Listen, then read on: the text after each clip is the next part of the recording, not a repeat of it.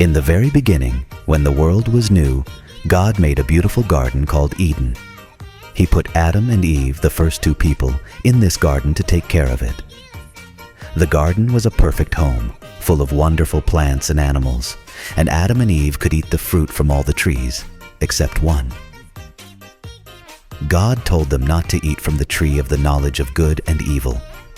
One day, while Eve was walking in the garden, a clever and sneaky serpent spoke to her.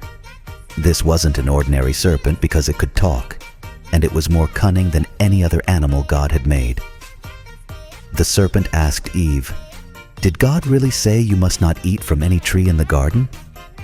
Eve replied, "We may eat fruit from the trees in the garden, but God said, 'You must not eat fruit from the tree that is in the middle of the garden, and you must not touch it, or you will die.'" The serpent, wanting to trick Eve, said, "You will not certainly die. For God knows that when you eat from it, your eyes will be opened, and you will be like God, knowing good and evil." Eve looked at the fruit. It was beautiful and looked delicious, and she liked the idea of being wise like God. So she took some of the fruit and ate it. She also gave some to Adam, who was with her, and he ate it too.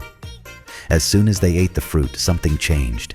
They suddenly felt afraid and hid when they heard God walking in the garden. God knew what had happened.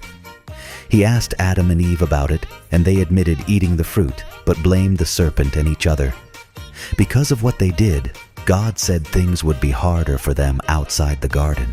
They would have to leave Eden, and life wouldn't be perfect anymore. But God also made them clothes from animal skins, showing He still cared for them. The serpent was punished too. He was thrown out of the garden and cursed to crawl on its belly and be an enemy to humans from then on.